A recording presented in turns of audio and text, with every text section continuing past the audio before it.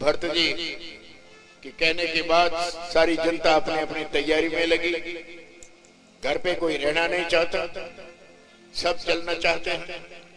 किसी को भी कहे भाई तुम घर रहो, सुना घर नहीं रहेगा, बस उनके चित्त में ही बड़ी उदासी छा जाती है। क्या मेरे भाग्य अच्छे नहीं है? मैं राम जी के दर्शन करने के योग्य नहीं हूं? आरत जननी जानी सब भरत स्नेह सुजान। माताओं को दुखी देख करके भरत के प्रेम से सारे प्रसन्न हो गए। भरत जी ने कहा चलो, जिसकी इच्छा हो चलो। सेवक पालकी सजाने लगे, सुखासन सजाने लगे, सारे नगर में तैयारियां होने लगी। जो राज तिलक का सामान इकट्ठा किया था वो सारा साथ में ले लिया। अरुंधति देवी अपने हवन कुंड के अग्नि को साथ में लेते हुए महाराज वशिष्ठ जी एक साथ में चल रहे हैं। ब्राह्मण वर्ग और ऋषि मुनि साथ में चल रहे हैं। अपने अपने वाहन के ऊपर चढ़ करके सारे तप और तेज के निधान भरत जी के साथ में चलने के लिए तैयार हो गए। नगर के लोग सब साथ साथ सज करके चित्रकूट के लिए रवाना हो रहे हैं। शिविका ऐसी सुंदर पालकियां सजाई जो माताएं भी चढ़ चढ़ करके और रवाना हो गई। सारी रानियां भी पालिकाओं के ऊपर चढ़ करके रवाना हो रही। अयोध्या को सुनी नहीं छोड़ना चाहते। अयोध्या राम जी का राज है, पीछे कुछ लूट हो जाए, नुकसान हो जाए तो राम जी का नुकसान होगा। सौंपी नगर असुचि सेवक, पवित्र विश्वास पात्र जो नेवक थे, ऐसे सेवकों को शहर की पहरेदारी सौंपी और भरत जी वहां से रवाना हुए। सादर चले लिवाई, सुमरि राम सिय चरण सब, चले भरत ध्रुव। राम जी का नाम सुमन करके दोनों भाई भरत और शत्रुघ्न भगवान राम को मनाने के लिए वनवास में रवाना हुए। पहला विश्राम जहां राम ने विश्राम किया था वहीं पहुंचे श्रृंगबेरपुर। भरत जी पैदल जा रहे हैं क्योंकि राम जी पैदल गए थे। माताएं उन्हें निहोरा करके रथ पर चढ़ा रही है। भरत जी राम जी यहां से अयोध्या से निकले तब रथ लेकर के सुमन जी गए थे साथ में। हाथी घोड़ा रथ छोड़ करके और भरत जी पैदल चल रहे हैं। भरत जी के पास में जाकर के डोली रुक करके माताएं कह रही है, तात चढ़ऊ रथ बलि महतारी। माँ बलिहारी जाए भैया रथ के ऊपर चढ़ जाओ। माताओं की आज्ञा मान करके भरत जी रथ पर चढ़ रहे हैं। सारे लोग नियम से व्रत से परिपूरित हैं।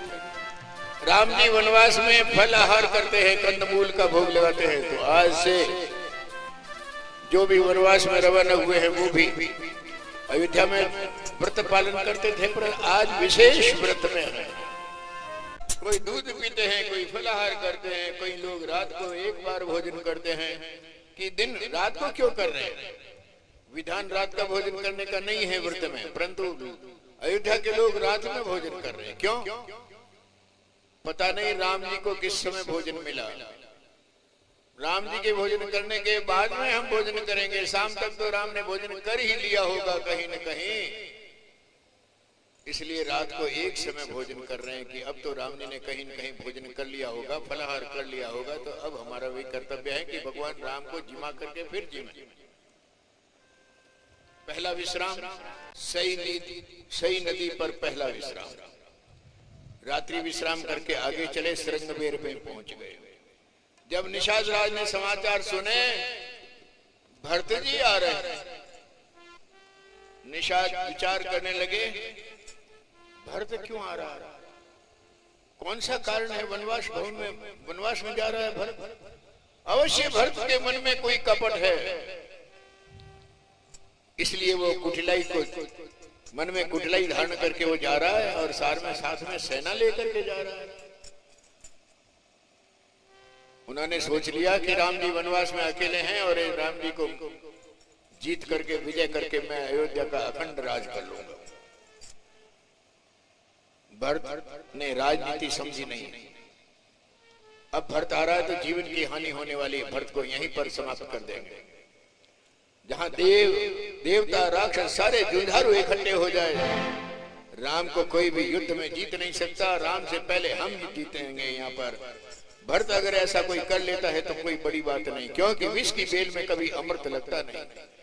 कैकेयी जैसी माँ के कोख से भरत जैसा अमृत पैदा नहीं हो सकता। ऐसे विचार करके गुहराज निषाद ने अपने जाति के सारे लोगों को बुला लिया, सारे केवटों को बुला लिया। नाव जो है अपनी अपनी जगह पर डुबो दो, सारे सभा के बीच में इकट्ठे हो जाओ।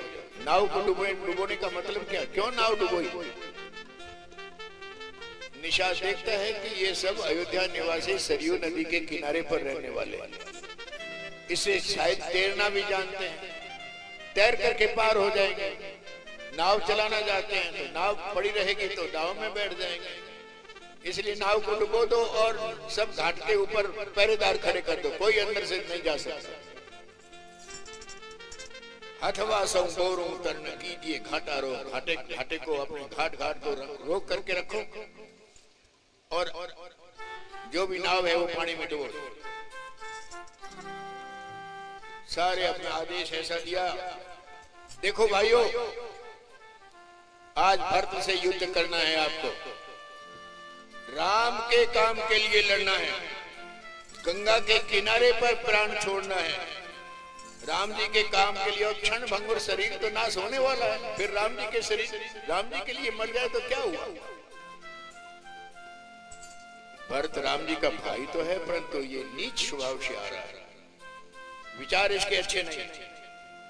सुनो, राम जी के भाई के हाथ से मौत मिलेगी, गंगा के किनारे मौत मिलेगी और राम जी के काम के लिए मौत मिलेगी। ऐसा बड़े भाग से मौत मिलती है, ऐसी मौत कहीं मिलती नहीं। स्वामी के काम के लिए रणभूमि में युद्ध करेंगे, प्राण चला जाए राम जी के लिए तो विजय हो गई तो अपने दो भी अपने हाथ में लड्डू है, और मर जाएंगे तो राम जी के पद को प्राप्त करेंगे तो भी अपने हाथ में लड्डू है, दोनों हाथों में। देखो संतों के समाज में, परोपकारी सज्जन पुरुषों के समाज में जहां पर अपना लेखा नहीं है, नाम नहीं है, तो अपना जीवन व्यर्थ है। राम भगत महु जासन रेखा, राम जी के भक्तों में जिसका नाम नहीं है, जाए दियत जस जग सो मही भारो, उनका जीना संसार में भार है, पृथ्वी के ऊपर बोझा। वो माँ के जीवन को, जीवन रूपी पेड़ को काटने के लिए एक कुल्हाड़ी है। निषाद पति ने कहा, भाइयों अपने विषाद को छोड़ दो, उत्साह बढ़ा करके राम जी के नाम को स्मरण करो और धनुष बाण को तैयार करके खड़े हो जाओ। निषाद अपनी सेना को तैयार कर रहे हैं, अपने बख्तर को पहन रहे हैं, अपने शस्त्रों को सजा रहे हैं और सारे निषाद राज को प्रणाम कर करके जाकर के पंगत में खड़े हो रहे हैं।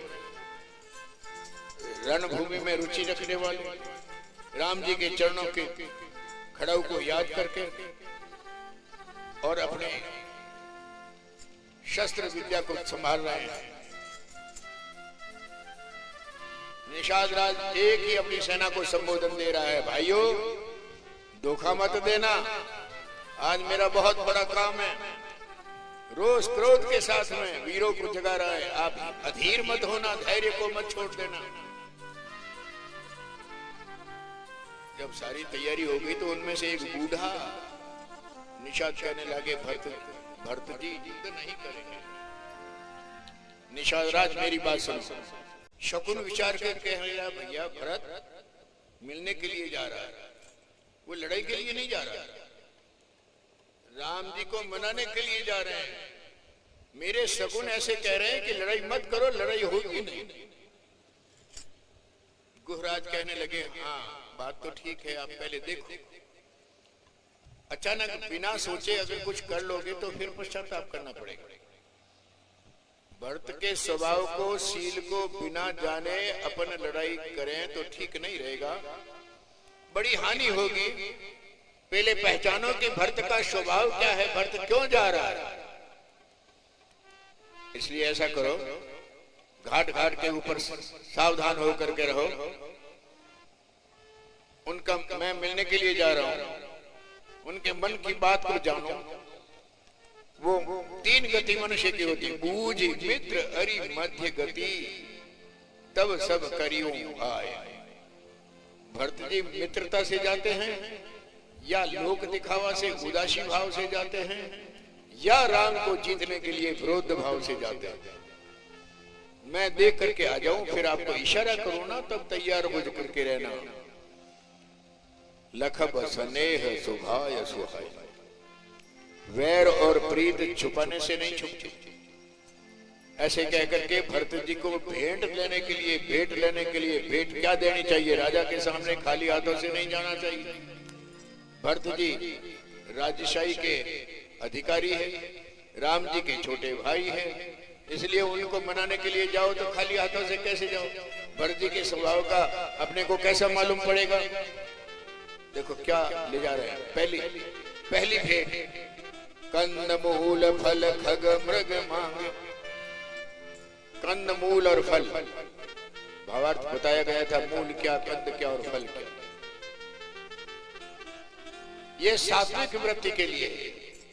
यदि भरत निष्काम भक्ति से जाते हैं, राम को मनाने के लिए जा रहे हैं, तो अवश्य कंद मूल फल के हाथ सेवा को स्वीकार करेंगे।